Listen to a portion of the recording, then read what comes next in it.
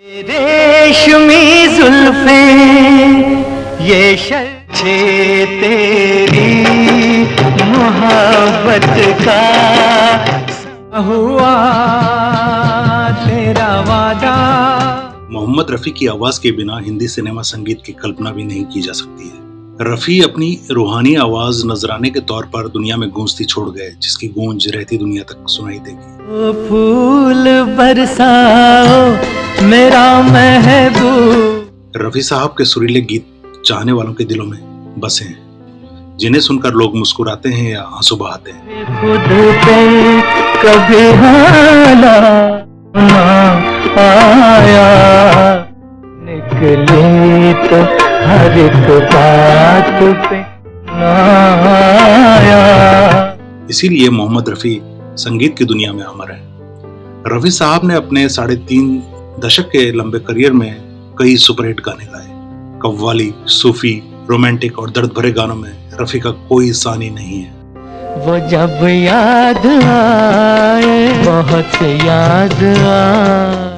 रफ़ी साहब बहुत हंसमुख और दरिया दिल इंसान थे और हमेशा सबकी मदद के लिए तैयार रहते थे। यहाँ तक कि कई फिल्मी गीत उन्होंने बिना पैसे लिए या बेहद कम पैसे लेकर भी गाए हैं। अपने गायकी के करियर में अनगिनत हिट गाने देने वाले महानतम गायक मोहम्मद रफ़ी के लाजवाब गीतों के नायाब खजाने में एक गीत ऐसा भी है जो उन्होंने 102 डिग्री बुखार में गाया था। वो गीत भी अपने आप में बेजोड़ है। बहुत से श्रोताओं और रफ़ी साहब के दीवानों को शायद ये बात पता न हो कि उन्होंने तपते बुखार में ये गीत गाया था।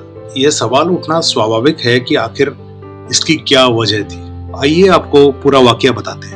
सबसे पहले जान लीजिए ये गीत कौन सा था। ये गीत है जाने क्या ढूंढती रहती हैं ये आंखें मुझ में।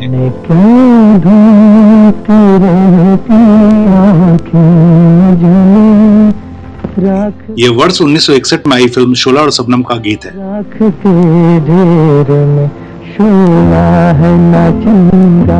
जिसे कैफी आजमी ने लिखा और संगीत खयाम ने दिया। पर्दे पर इसे धर्मेंद्र पर फिल्माया गया।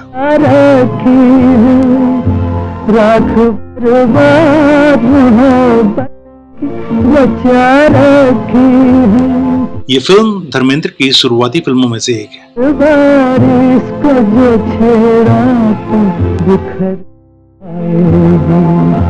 जाने क्या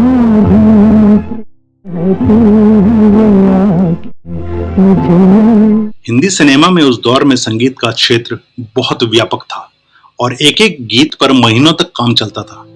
गीतकार जब गीत के बोल लिखते तो वो कई बार एडिट किए जाने के बाद फाइनल होते।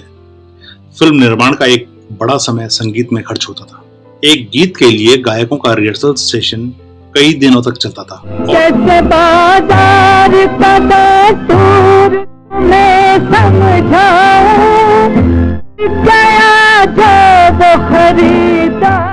नहीं हो सकता।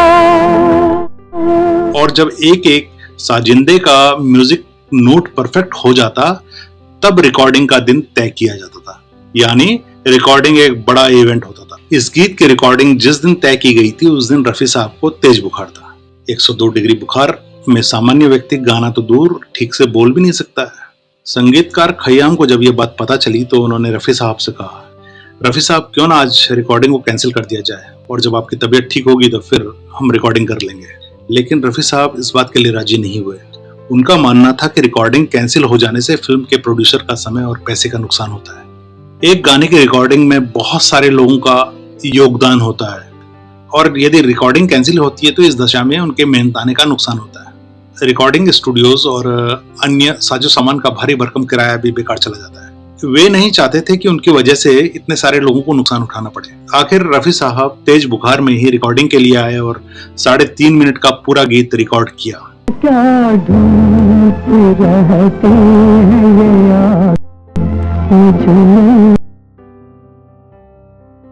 इस गीत को सुनने पर जरा भी नहीं लगता कि ये खराब तबीयत में गाया गया गीत है, बल्कि ये फिल्म के सीन और सिचुएशन के हिसाब से परफेक्ट लगता है। यहाँ तक कि गानों के क्रिटिक्स और जानकारों का कहना है कि ये गाना रफ़ी साहब के जीवन के बेहतरीन गानों में से एक है।